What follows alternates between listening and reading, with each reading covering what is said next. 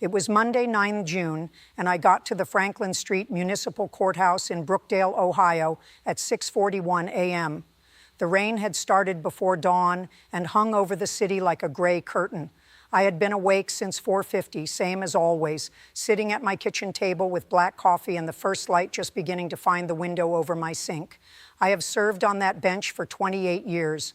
I still arrive before almost everyone else. Small cases, big cases, messy cases, foolish cases, all of them matter to me the same way. My father, who spent his own life in the law, taught me that a courtroom is the last place on earth where every single person must be treated as equal, or the whole thing turns rotten from the floor up. When I pushed through the side entrance and shook the rain from my coat, my clerk, Janice Pruitt, was already at her desk with her reading glasses low on her nose and the morning file stack set in neat order. Janice had been with me 14 years. She could smell trouble through paper. She slid one red tab file forward and said, "Your Honor, this is the one folks are already talking about in the hallway." I looked down and read the case number before anything else. City of Brookdale versus Preston Hale Mercer, case 25 CRB 1847. I still remember the exact weight of that folder in my hand, not heavy with pages, heavy with something darker. Sergeant Leon Hart, my bailiff, came in 2 minutes later with rain on the shoulders of his uniform and said the line outside Division 3 had formed earlier than usual. That told me enough. A courtroom develops a pulse before a hard case begins. You feel it in the way the hall goes quiet, in the way strangers keep checking the clock, in the way people lower their voices even before they have anything to fear. By 7:18 that morning, I had a feeling I would carry whatever happened in that room for a long time. My father used to tell me that rules without heart become weapons, and heart without rules becomes chaos. I did not know yet how hard I would have to hold both of those truths before the day was over. Court opened at 8:30 sharp. Janice called the morning calendar in her clear, steady voice. The first matters were ordinary enough: a bond review, a dog-at-large citation, one bitter property dispute that should have been solved on a front porch instead of under fluorescent lights. Then at 9:14 a.m., Janice adjusted the microphone and called Case 25 CRB 1847, City of Brookdale versus Preston Hale Mercer. The air in the room changed so fast it felt almost visible. Preston Hale Mercer was 32 years old and knew exactly what effect he expected his entrance to have.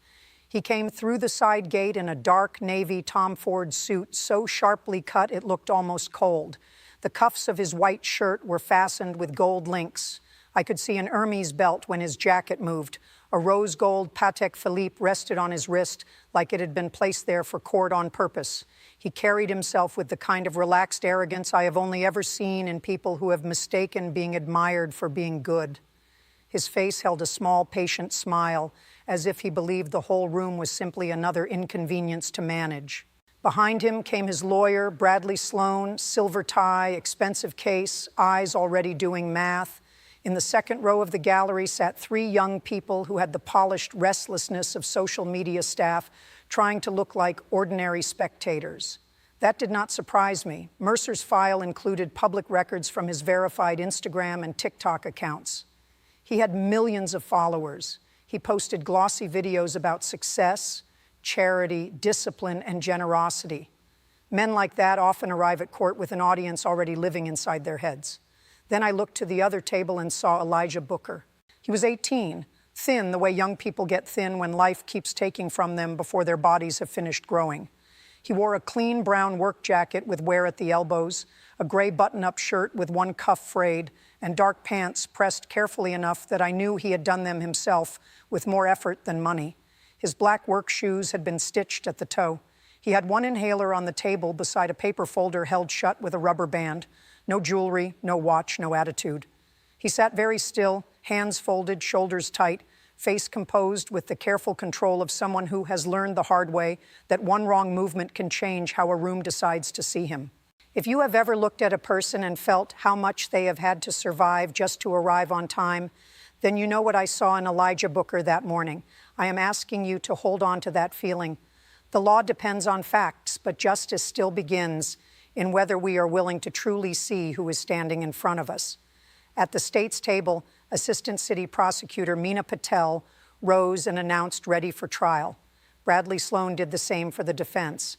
Mercer leaned back in his chair and crossed one ankle over the opposite knee. He did not look at me right away. He looked at the gallery, then at the witness stand, then at the ceiling, the way a man looks around a room he believes belongs to him until further notice. I had seen both men once before, on Wednesday, in April 2025, at arraignment and bond hearing. By then, the case had already changed shape. The original incident report from Friday, 14th of March 2025, had first treated Elijah Booker as a possible theft suspect after Mercer claimed the boy had tried to steal from him outside the Halcyon Hotel at 118 West Monroe Street. But once hotel security footage, body camera recordings, and witness statements were reviewed, probable cause shifted fast. Mercer was charged with assault, filing a false police report, disorderly conduct, and later witness intimidation. He had rejected an early plea agreement without even pretending to think it over.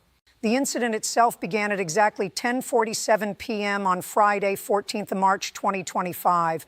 I know that time because it appeared in the hotel camera log, the 911 record, the bank withdrawal slip, the valet dispatch record, and no less than 6 sworn statements. Mercer had just come out of the Halcyon after hosting what his foundation advertised as the Mercer Cares Spring Night of Hope, a black tie benefit for homeless youth in Brookdale. The rain had started by then. Pavement under the hotel canopy looked like black glass. Mercer was laughing with 2 men in tuxedos and a woman in silver heels, while the valet brought up his black Porsche Taycan Turbo S. Elijah Booker was crossing Monroe at the same time, heading east from Doyle's Fresh Market, where he worked the late stock shift. His clock-out receipt later placed him leaving the back employee entrance at 10:15 p.m. He had taken his usual route toward Grand Avenue because on nights when Safe Steps Youth Shelter still had room, he could sometimes make late intake. If not, he rode the city bus until morning or waited under the bright lights at the transit depot. That was his life then. Work when he could, keep moving when he had to, stay clean, stay polite, stay out of trouble, stay alive. Elijah's mother, Carla Booker, died on 8 September 2021 after a long fight with kidney disease. His father had been gone years before that. Since he was 14, Elijah had done what some adults never learn how to do. He carried what needed carrying. He worked at Doyle's 24 hours a week and picked up Saturday shifts at Harper's Auto Wash on Cedar Avenue when his asthma allowed it. He saved little bits of money in shelter envelopes. He bought his own bus passes. He stretched every dollar until it hurt. And every other Saturday from 9:30 a.m. to 11 a.m., he visited his 8-year-old sister, Nia Booker, at the Brooke County Family Center on Latham Road because she was in foster care, and he was the only person in her life who still showed up every single time. He kept her drawings in that paper folder with the rubber band, crayon suns, crooked houses, cats with purple ears, the kind of art children make when they are trying to place love somewhere stable. That is who Elijah Booker was when Preston Mercer's wallet hit the wet ground near the rear tire of a Porsche no one in that part of town could miss. Hotel camera valet 2 showed it clearly. The wallet slipped from Mercer's overcoat pocket as he turned. Elijah saw it, bent down, picked it up, and jogged 3 quick steps forward with his arm extended. He called out twice, though the camera had no sound. Mercer turned, took the wallet, opened it, and froze. That freeze is what kept ringing in my mind when I first read the file, because according to every reliable piece of evidence, nothing was missing. The wallet still held exactly $10,000 in $100 bills, a Platinum American Express, 2 business cards, a valet ticket, and a First Lake Federal withdrawal slip time stamped 4:12 p.m. that same day. Yet instead of gratitude, Mercer looked up at Elijah as if he had just found dirt in a glass of water. Witnesses said Mercer's first words were, "Did you touch the cash?" Elijah answered, "I picked up your wallet, sir." Mercer then said, "Did you open it?" Elijah admitted he had looked just enough to check the license so he could identify the owner if necessary. Then Mercer stepped closer and said, "People like you always take a finder's fee." At that point, Thomas Alvarez, the hotel's security supervisor, moved off his post. A woman under the awning raised her phone, and Mercer shoved Elijah with enough force to send him backward into a stone planter. That push was not a dramatic movie shove. It was short, sharp, and ugly, the kind of violence a person uses when he believes he will not be stopped. Elijah went down on his left side. His folder split open. Papers and drawings skidded over the rain-slick pavement. A crayon sun bled blue into the curb water. Thomas Alvarez called 911 at 10:49 p.m. Officer Dana Ruiz, badge 4172, and Officer Marcus Bell, badge 5521, arrived at 10:56 p.m. Mercer met them standing up, wallet already in hand, story ready before the first question was finished. He said Elijah had been in his space, had his wallet open, had possibly tried the car door, and needed to be run before he disappeared. Elijah, wet to the knees and breathing hard, asked first if someone could please pick up his papers before they blew into the street. Officer Bell did. One drawing was already soaked through. For 11 minutes that night, Elijah Booker was in handcuffs while Officer Ruiz tried to sort truth from status. 11 minutes may not sound like much to a person who has never been wrongly accused on a sidewalk by a man in a $1,000 suit. But time stretches when shame is laid on you in public. I know that. I could feel it in the body camera footage. Elijah did not cry. He did not beg. He just kept saying the same thing in the same tone. I found it. I gave it back. Stay with me here and test your own instincts. If you had watched that scene with no names, no money, no titles, would you have known right away who was telling the truth? Or would the suit, the car, and the easy confidence have done their work on you too? Officer Ruiz, to her credit, did not let the wallet leave her sight once she understood cash was central to the complaint. She started chain of custody on scene and counted everything on body cam, while Mercer tried twice to tell her there was no need. That mattered. The law calls it chain of custody because evidence must be watched from hand to hand or it loses trust. In ordinary language, it means truth should never be left alone in a room with people who need it to move. Elijah gave his statement under the awning while rain beat soft and steady over the canvas. He said he had opened the wallet only to check the owner's name in case the man walked off before hearing him. He said he saw money and closed it right away. When Officer Ruiz asked why he returned it, he answered, because it was his. Then after a pause, he added, and because if I keep it, then I become the kind of person folks think I am already. That line was in Ruiz's report word for word. It stayed with me from the first reading. Mercer's version started falling apart before midnight. Thomas Alvarez told officers he saw Elijah run toward Mercer, not away. The woman with the phone, later identified as Rochelle Hahn, had captured the shove. The cash count matched the withdrawal slip exactly. No sign of missing property, no sign Elijah had ever reached into the Porsche. But because Elijah had no fixed address, no working phone after the fall, cracked his prepaid screen, and no guardian to call, officers transported him for follow-up interview and released him without charges at 2:23 a.m. on Saturday, 15th of March, 2025. At 2:42 a.m., according to the intake log later admitted into evidence, Elijah arrived at Safe Steps Youth Shelter in a borrowed rain poncho carrying his damaged papers. He was turned away because overflow beds were closed. At 9:30 that same morning, he was supposed to visit Nia at the family center. He missed it. Nia waited with a coloring page and a paper cup of apple juice. I did not know that detail yet when I first took the bench on the case, but when it surfaced later, it moved through me like cold. By Monday, 17th of March, Officer Ruiz had reviewed the Halcyon footage and filed a supplemental report. The city switched focus. Charges were filed against Mercer that afternoon. He surrendered through counsel 2 days later in another tailored suit and declined the plea offer on 2nd April. His exact words, according to the prosecutor's note, were, "I am not pleading to a street misunderstanding." That phrase told me as much about him as any photograph could. Act 1 of any courtroom story is the same old question dressed in new clothes. Who has the power to shape the first version of events, and who has to pray that facts catch up before their life is crushed by it? That question was sitting in my courtroom that morning wearing Tom Ford at one table and a repaired shoe sole at the other. When Meena Patel called her first witness, the room held itself tighter. Tomas Alvarez took the stand in a navy blazer with hotel security pins on the lapel and the bearing of a man who had stood watch over worse things than valet traffic. He was 46, former Marine, supervisor at the Halcyon for 9 years. Janice swore him in. Thomas stated his full name and title without hurry and folded his hands behind his back. Good witnesses rarely perform.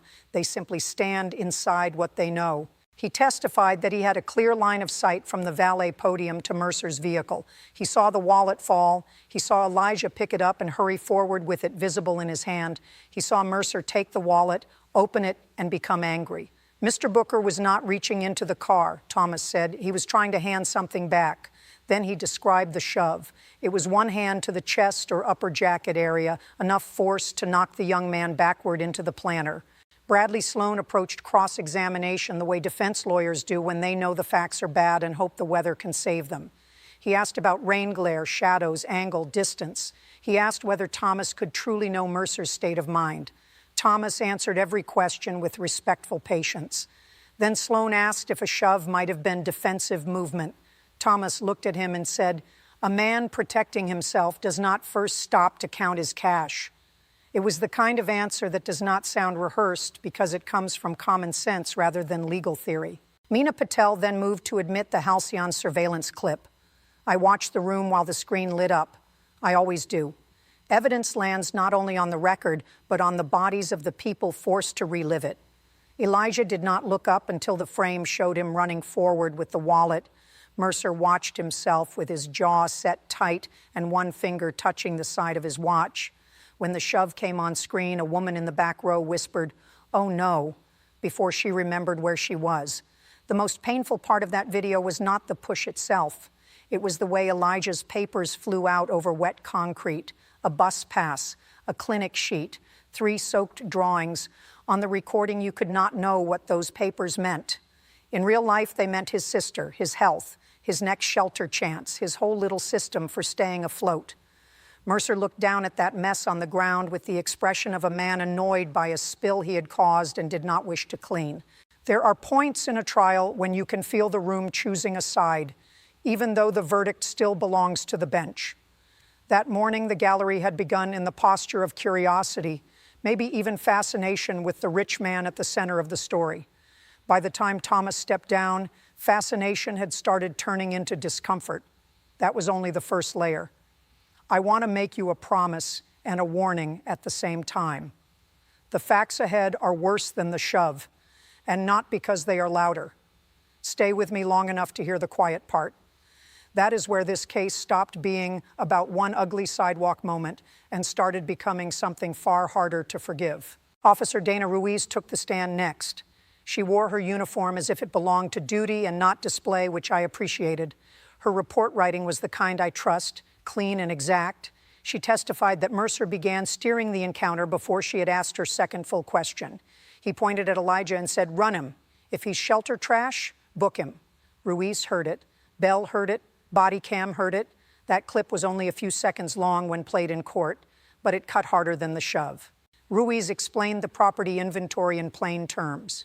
$10,000 in $100 bills, 1 Platinum American Express, 2 business cards, 1 valet stub, 1 bank withdrawal slip from First Lake Federal. She testified that Mercer tried more than once to stop her from counting the cash on camera, saying, "There's no need to do this here." Ruiz answered him on body cam that cash linked to an accusation must be counted immediately to preserve chain of custody. She did her job. That may be the whole reason the truth survived.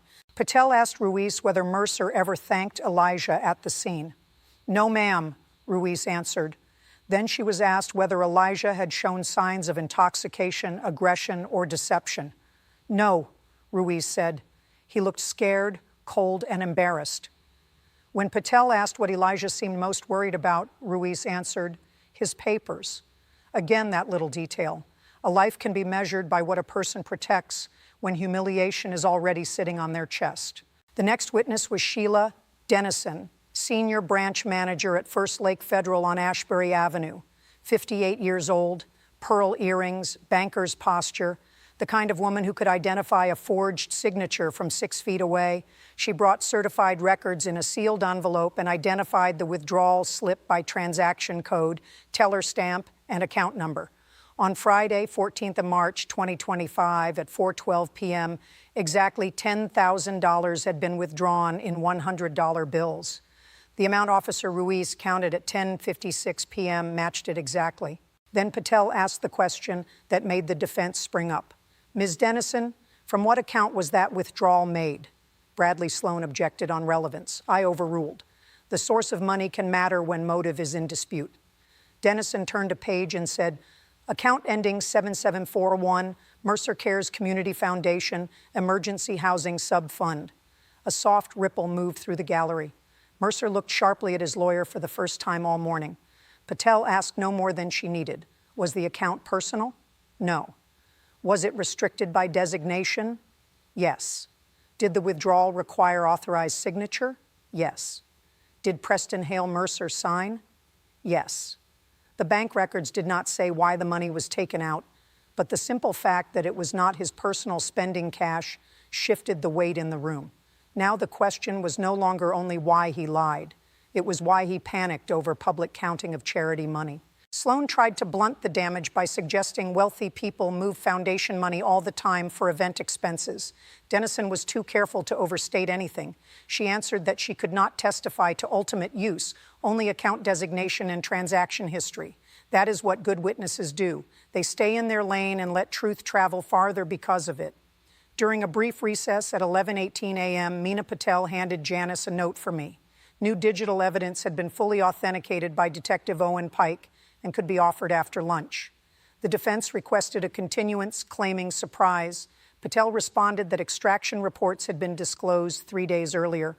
I denied the continuance. Mercer muttered something to Bradley Sloan that did not reach the microphone. Sloan answered without looking at him, "Then you should have listened to me." I saw Mercer's face harden. Pride does not like being spoken to in ordinary tones. The room after that recess felt different, heavier. People sat forward. Even the usual courthouse fidgeting quieted down. A case turns a corner when evidence stops asking what happened and starts asking who someone really is. If you believe a community should be measured by how fiercely it protects the easiest person to overlook, then you were with me in that room by now, even if you were not sitting there in body. There are moments when strangers start breathing like one people because the truth has finally shown them what they are defending. The first witness after lunch was Rochelle Hahn, the woman under the hotel canopy with the phone. She was 27, a neonatal nurse at St. Agnes Medical Center, hair pulled back, voice calm, hands folded in her lap when she waited. She testified that she had stepped under the Halcyon awning to order a rideshare after dinner with a friend when she heard a man say, "People like you always take a finder's fee." That was what made her turn. Rochelle lifted her phone because the tone of Mercer's voice frightened her, not because she expected to become part of a criminal case. Her 32-second clip showed Elijah holding his hands open and empty while Mercer moved toward him and shoved him backward. The rain made the sound rough and thin, but the movement was plain. The screen in my courtroom showed Elijah falling in a way that made several people in the gallery shift at once, as if their own bodies wanted to catch him too late. Bradley Sloan tried to make Rochelle sound uncertain. Did she know either party? No. Could she swear she saw the full encounter start to finish? No. Could she know Mercer's true thoughts? Rochelle looked at him and said, "You can hear contempt even when it's raining." I wrote that line down because some testimony becomes bigger than the question it answered. The gallery held its breath and then let it go together. Then Patel asked Rochelle whether anything happened after she cooperated with police. Bradley Sloan objected. I let Patel lay foundation. Rochelle was shown a screenshot and identified a direct message sent to her Instagram account at 8:06 a.m. on Tuesday, 18th of March, 2025, from Mercer's verified profile. The message read, "Take down the clip. This can get very ugly for a nurse who posts half a story. Hospitals care about judgment. So do lawyers." Rochelle testified she had not posted the video publicly. She had only provided it to police. "I took it as a warning," she said, "not advice." That was enough to support witness intimidation, along with the digital extraction Detective Pike would later confirm. Mercer's face changed when the message was read aloud. Not remorse, irritation, the expression of a man offended that his private pressure had become public evidence. He leaned towards Sloan and whispered sharply. Sloan stared straight ahead. I had seen that posture from defense counsel before. It means, you are making this worse, and you know it. After Rochelle, Patel called Detective Owen Pike from Brookdale Police Digital Forensics. Pike walked the court through public post-preservation, metadata extraction, and device authentication in language the room could follow. I liked him for that. Experts who hide behind jargon are often covering thin ground. Experts who speak clearly usually have stronger footing. At 11:18 p.m. on 14th of March 2025, just 31 minutes after the incident, Mercer posted an Instagram story from his verified account. It showed him in the backseat of a car, tuxedo tie loosened, city lights sliding by behind him, watch catching the flash. The caption across the bottom read, "Never let a street kid near the inventory, they always skim." Then Mercer laughed and said into the camera, "Cops are finally useful. Kid thought returning it after peeking made him noble." He raised a crystal tumbler as if making a toast. No one in that courtroom moved while it played. You could feel the insult hit Elijah like a second shove. He looked down at his folder and kept his breathing even. Mercer watched the clip with a tight jaw and no visible shame. That told me more than the words did. Then Pike introduced a second item, recovered lawfully from Mercer's seized phone after warrant execution on 28 April 2025. It was an unpublished TikTok draft saved at 11:23 p.m. the same night. In the draft, Mercer faced the camera and said, "Tonight was supposed to be a clean drop. Cash, camera, gratitude, done." Then some shelter kid freelanced the reveal. He cursed, frowned at the screen, and the clip ended. That phrase, clean drop, became the hinge of the whole afternoon. I want to ask you for something very specific right here. If you know one person who still thinks honesty is for fools because the world punishes it too often, send them this story when I am done. Some people need proof that truth can still fight its way back into the light, even after money has had the first word. Patel did not rush. She let the digital evidence settle before calling Elijah Booker. He stood up with that same cautious care he had worn all day and walked to the witness stand carrying a dignity that had cost him much more than wealth ever cost Preston Mercer. Janice swore him in. He stated his full name, age, and address as no fixed residence at that time, ma'am, because that was the truth, and he was the kind of witness who did not try to make truth prettier than it is. Patel asked about his mother, his work, and his sister only as much as was needed to place him in his own life. Elijah said his mother died in 2021. He said he had worked since he was 14. He said he kept Saturdays open for Nia whenever the family center approved visits. "She likes when I bring snacks we can split," he said, "mostly crackers because they don't crush easy." That little detail landed in the room like a soft weight. When Patel asked why he returned the wallet, Elijah looked toward me for just 1 second before answering. "Because it was his," he said. Then, after a pause, he added, "And because if I kept it, that money would have burned every time I looked at it." Those were not dramatic words, just the honest kind, the kind that do not need decoration because life has already done enough to them. Patel then asked what happened after Mercer took the wallet. Elijah described Mercer opening it, checking the cash, asking if he had touched it, and stepping closer. Elijah said he answered politely each time. He said Mercer's hand grabbed the front of his jacket and shoved. He said the worst part in that moment was not hitting the planner. "It was seeing my sister's drawings in the puddle," he told us. "I knew I couldn't make another copy of those." Janice stopped typing for a breath before her fingers found the keys again. On cross-examination, Bradley Sloan did what lawyers sometimes do when the facts cannot save them. He tried to make hope sound like greed. Did Elijah know how much money was in the wallet? Yes. Had he ever held that much in his life? No. Had he hoped for a reward? Elijah answered, "I hoped he'd take it and let me catch the bus." You could feel the gallery flinch at that because everybody knew what kind of world makes that answer ordinary. Sloan asked whether Elijah had opened the wallet before calling out, "Yes," to check whose it was. Did he understand that property should not be opened? Elijah answered, "I thought getting it back fast mattered more than pretending I didn't know whose it was." Again, plain words.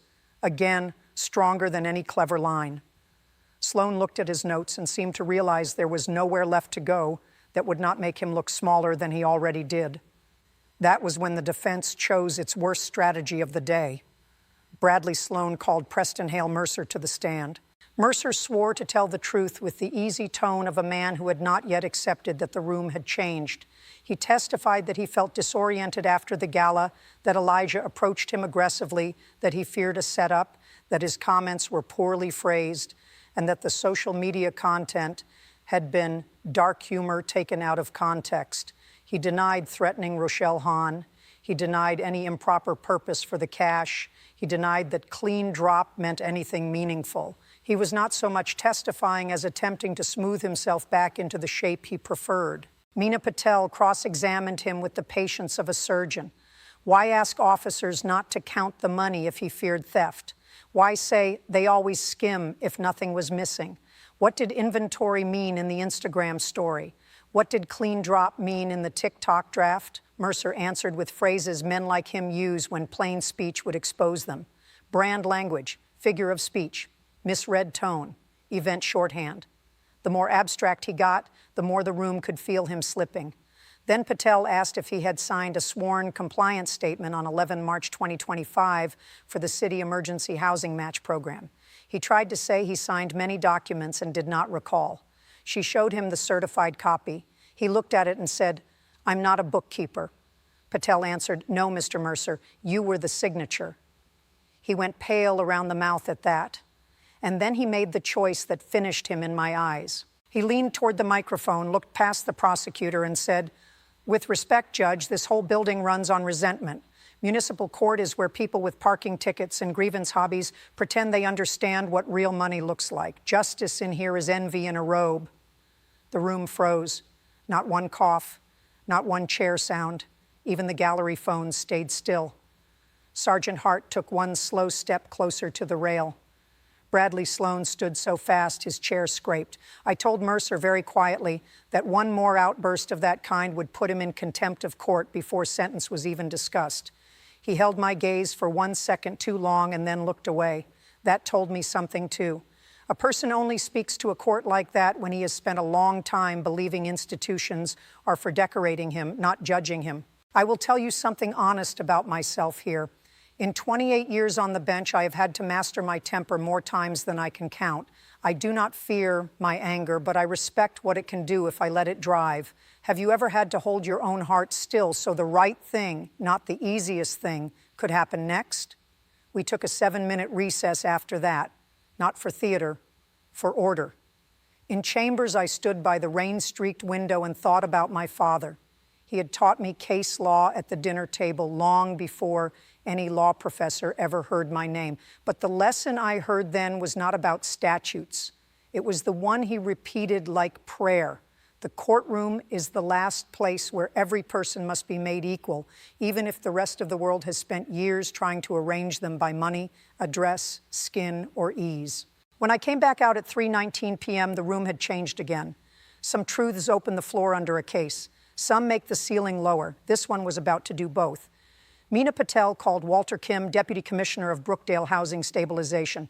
He was 51, tidy gray hair, raincoat folded on the chair, city ID clipped to his belt. He testified from certified records that Mercer Cares Community Foundation had signed a matching agreement with the city on 4 January 2025 to fund overflow youth shelter beds at Safe Steps on Grant Avenue. The emergency housing subfund was restricted.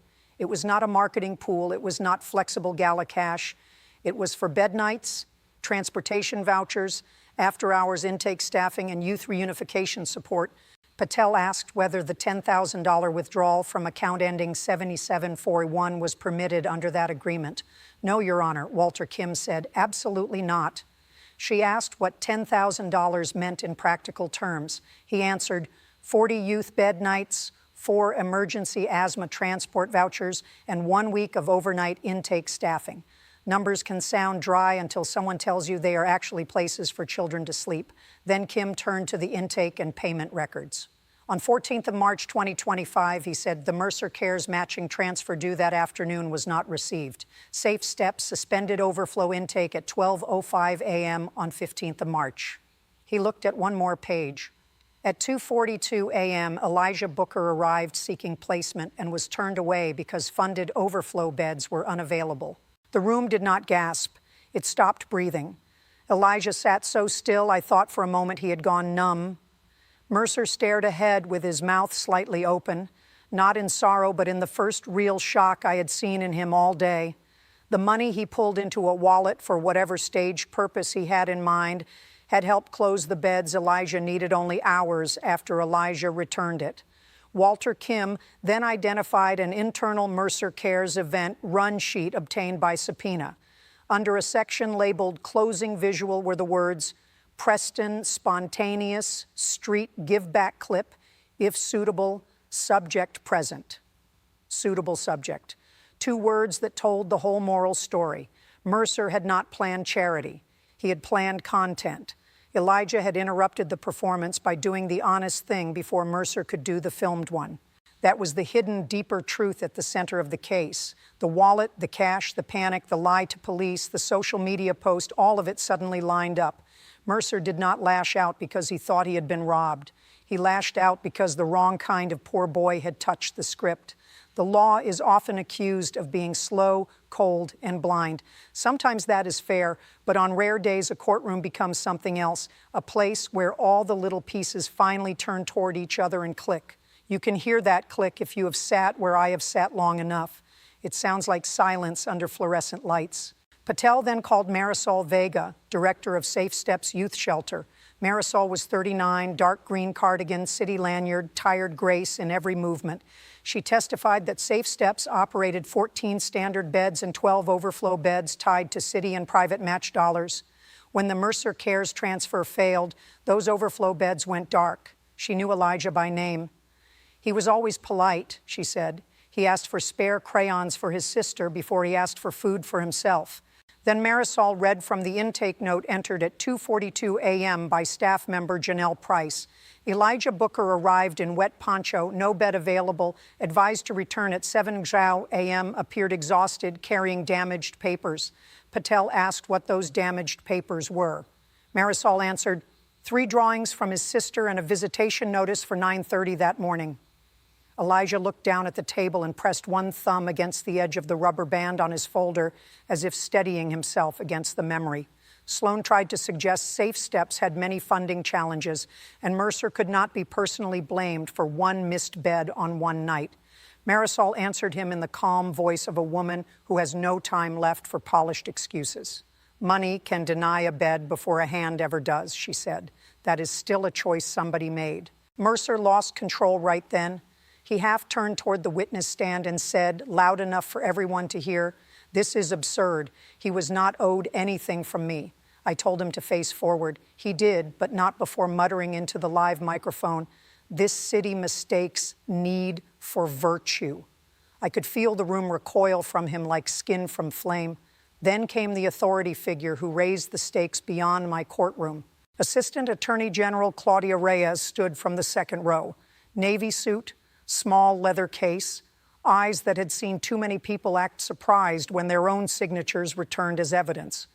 Patel asked for limited testimony within the bounds of an active investigation, and I allowed it.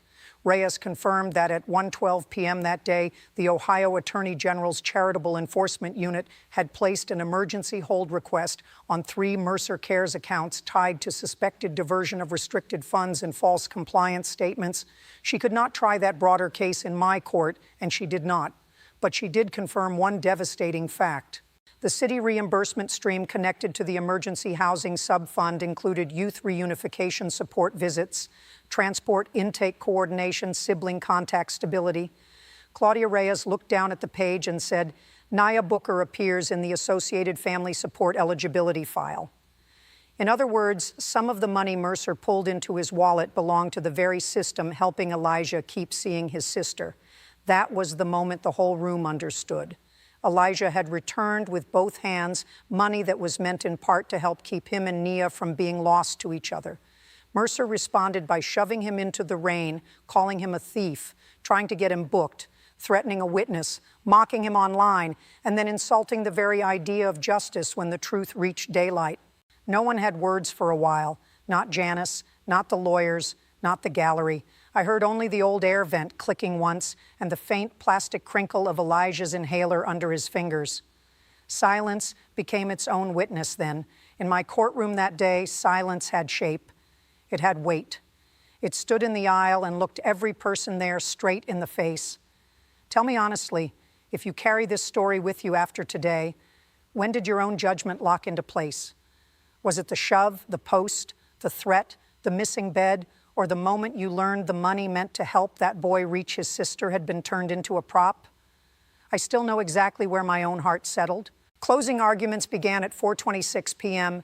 Meena Patel did not waste a word. She walked through each count in order, grounding every point in testimony, video, records, and Mercer's own mouth.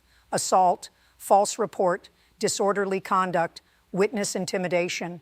She reminded the court that status had tried to seize the facts before the facts could defend themselves. Then she said something I wrote down and have never forgotten. Your Honor, this case is what happens when power becomes so certain of itself that it thinks innocence can be edited out. Bradley Sloan stood and did what he could. He spoke of an impulsive night, a public humiliation, a client under pressure, poor judgment, words taken badly, a man with no prior criminal record. He asked for leniency. He asked me not to let moral disgust outrun the limited authority of a municipal bench. On that point, at least, he was right. Judges who outrun the law become something dangerous. The trick is to stay inside the law and still speak with moral clarity. Mercer declined to speak when I gave him the opportunity before findings and sentence. That did not surprise me. Some people mistake silence for dignity when it is really just retreat. Elijah also said nothing then. He sat with his hands over that paper folder and kept his chin lifted enough to remain fully present in his own story. I took 15 minutes in chambers before ruling. I have never liked judges who sentence too fast when a case matters. Speed can look like confidence, but often it is just avoidance dressed up in a robe. I stood by the window and looked down at Franklin Street drying under late afternoon light. Rainwater still shone in the cracks near the courthouse steps. My father came back to me there the way he still does in the rooms inside me that law school never touched. Rules without heart become weapons. Heart without rules becomes weather. When I returned to the bench at 4:57 p.m., every seat was full. People stood along the back wall. Janice had her hands poised over the keyboard. Sergeant Hart stood by the rail, straight and steady. Mercer's watch had turned inward on his wrist, as if he no longer wanted the gold to catch the light.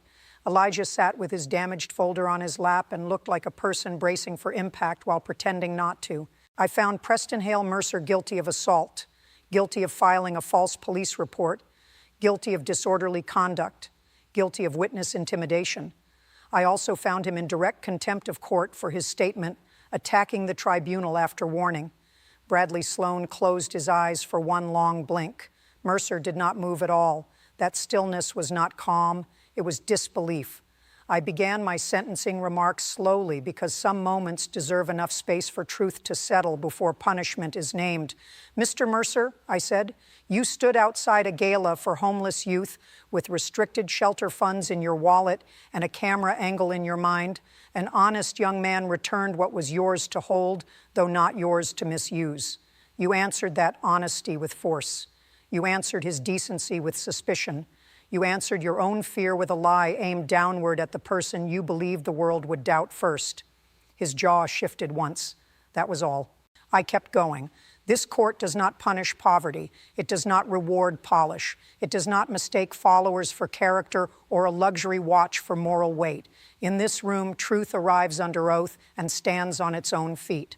On 14th March 2025, Elijah Booker did what your wealth and public image had not taught you to do.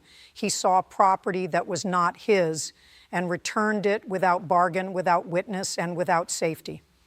I then looked at Elijah and said he was not made honorable by suffering. He was honorable already. Suffering only revealed how little the world had done to deserve that honor. If there is anything in this story that matches something you have believed in your bones for a long time, this is the place to mark it in yourself. The world keeps asking us to confuse money with worth. I have spent nearly 3 decades on the bench watching that lie hurt people. I am still not used to it, and I pray I never am. I turn back to Mercer. You used the machinery of suspicion as a weapon. You reached for police before gratitude. You reached for image before conscience. You reached for status before truth. Worse, the money in that wallet was tied to shelter and sibling contact for children already living close to the edge of being lost. The law before me today is municipal. Your wrong was not. Then I impose sentence. For assault, 180 days in the county jail. with 120 suspended and 60 to serve. For filing a false police report, 180 days, with 120 suspended and 60 to serve, consecutive to the assault count because the lie was not one heat-of-the-moment word, but a deliberate attempt to set the system on an innocent person. For witness intimidation, 180 days suspended. For disorderly conduct, 30 days suspended. For direct contempt, 10 days concurrent. Total active sentence, 120 days in custody. I placed Mercer on supervised probation for 18 months upon release. I ordered a strict no-contact provision protecting Elijah Booker, Rochelle Hahn, Thomas Alvarez, Marisol Vega, and designated shelter staff except through lawful channels. I ordered restitution to Elijah in the exact amount of Bontrame 486.73 thongs. That covered broken phone replacement, emergency dental repair for the chipped tooth, clinic and inhaler costs, lost wages from missed work, transportation costs, and replacement of damaged documents connected to shelter intake and visitation. Then I said the part that made the room lean in. As a special condition of probation, you will complete 600 hours of community service at approved youth shelter and intake sites selected by probation, not by you. No cameras, no social media, no publicity, no assistance, no branded clothing, no filmed apologies. If a single service hour appears online for your personal benefit, I will treat that as a probation violation and invite you back to this courtroom. A tiny pulse of sound moved through the gallery. Not approval exactly, relief, but I was not done. And every one of those hours will begin at intake, I said. Names, dates, medical needs, bus routes, bed counts. You will look people in the eye and record them accurately. You will learn what it means to meet a human being before you sort them into a category. Because the harm you did began when you decided a person could be used as background to your performance. That sentence was as close to poetry as my legal authority allowed, and it was still rooted in law. Punishment should connect to harm whenever possible, not revenge, not theater, understanding. I also ordered the clerk to transmit certified exhibits and factual findings to the county prosecutor and the Ohio Attorney General's Charitable Enforcement Unit for any action outside my jurisdiction. This judgment covers the crimes proved here, I said. It does not dispose of any separate financial offenses under review. Mercer's face finally gave way at that, not into grief, into reality. He spoke for the first time since verdict. 120 days, he said softly, like a man testing whether a foreign language was being spoken to him. I answered, yes, sir, and you should count yourself fortunate that today I sentence only what was charged before me. It was not a dramatic line, just the truth. Sergeant Hart stepped to his side. The click of handcuffs was not loud, but it seemed to ring through the room anyway. Mercer stood up slowly in his Tom Ford suit, hands now bound behind the same back he had carried so casually into court that morning.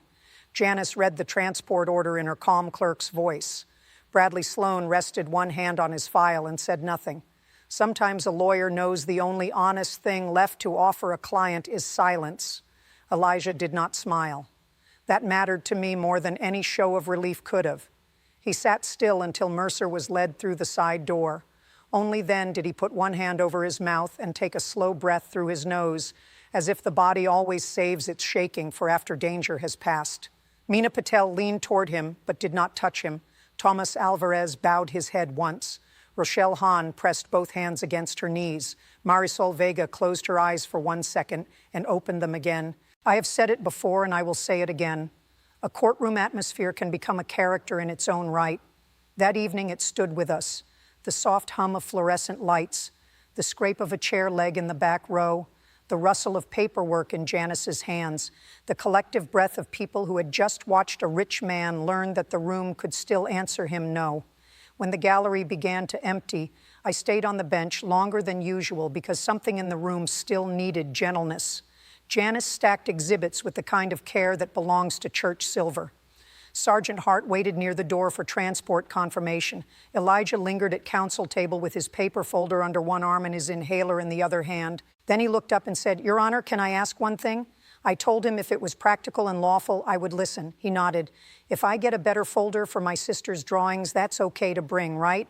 I don't want them bent up again next time I got to carry them. It was such a young question and such a tired one that I had to take a breath before answering. Yes, Mr. Booker, I told him. A better folder is always allowed. He gave a very small smile. Then he said, "Thank you for hearing me all the way through. Not for saving him, not for believing in justice, for hearing him. There is a difference and it matters." I answered, "You made that easier by telling the truth the same way every time." He nodded once, tucked the folder closer under his arm, and walked out with Marisol Vega half a step behind him, close enough to help, far enough to respect his pride. That little moment has stayed with me as long as the sentence. Not the handcuffs, not the headlines, the folder, the drawings, the small, careful way an 18-year-old boy was still trying to protect color on paper after a whole system had nearly helped a richer man grind him into mud.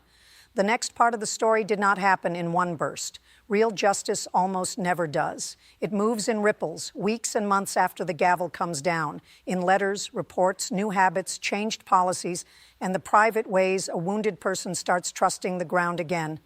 If you have ever needed proof that what happens in one room can travel far beyond it, stay close now. The loud part of this case was over. What came after was quieter, but in some ways it mattered more. 4 months passed. Court kept moving because it always does. I heard bond matters, petty thefts, a bitter zoning fight, 3 domestic violence arraignments, and enough traffic cases to make any sane person doubt the future of turn signals. Then on Monday, 20th October 2025, Janice placed a cream-colored envelope on my desk before calendar call. No return address. Neat block print. Inside was a letter from Elijah Booker. He wrote that he did not know if judges liked letters and did not want to do anything improper, but Marisol Vega told him simple gratitude was not a legal problem if it asked for nothing. He said he had moved into a supervised transitional housing room on East Calder Street on 28 July 2025. He had gone full-time at Doyle's Fresh Market, 38 hours a week, and started evening classes in building maintenance at Brookdale Community College.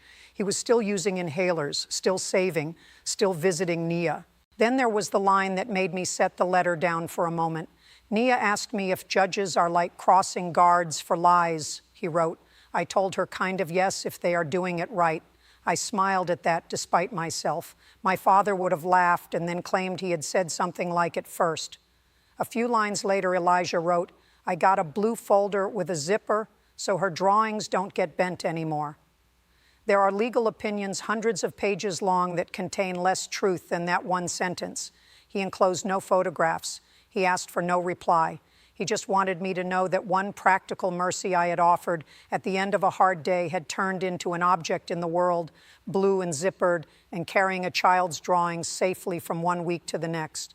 The letter also said something bigger, because the trial had brought public attention to how restricted shelter money could be misused under celebrity-branded charitable partnerships. Brookdale City Council voted on 5 in August 2025 to move emergency youth bed funding under direct city oversight instead of gala-linked foundation matching. Safe Steps went from 12 overflow beds back up to 18 by September. Intake turnaways dropped. Overnight staffing stabilized. A bad case had forced a better system into being. As for Preston Mercer, the world beyond my court kept moving toward him too. On 2 September 2025, a county grand jury indicted him on felony counts tied to misapplication of charitable funds, false compliance statements, and records tampering. I did not preside over that case, and it would have been improper for me to discuss its merits. But public filings later confirmed what my courtroom had only brushed against. The $10,000 from 14th of March was not some isolated lapse. It was one tile in a much uglier floor. Mercer served the 120 active days of my sentence and was released on 15th October 2025 to supervise probation. His Porsche disappeared from social feeds. Brand partnerships vanished. Mercer Cares dissolved under pressure from its own board. None of that interested me much. Losing public shine is not the same thing as moral reckoning. What interested me was the probation report summary that crossed my desk 2 months later. In his first weeks of required intake service, Mercer had received 3 written warnings. One for repeatedly refusing to make eye contact with guests. One for whispering class-based insults too softly for cameras but loud enough for staff. One for attempting to send a paid assistant to log hours for him. Probation restarted his hours and tightened supervision. By the third month, according to staff notes, he had stopped complaining about the smell of shelters, stopped correcting people who called him sir in the same flat tone they used for every volunteer, and stopped asking whether his record could show administrative service instead of intake desk duty. If you have stayed with me this long, thank you. I mean that in a plain and serious way. Stories like this ask for patience, and patience is a form of respect now more than ever. Keep close to the next story I tell, because there is another one I have carried for years about a forged signature, a hospital hallway, and one sentence spoken under oath that made a whole family go silent in the space of 3 heartbeats. I will leave you with what I know after all these years. Power is tested by what it does when no one can stop it. Character is tested by what it does when no one is likely to reward it.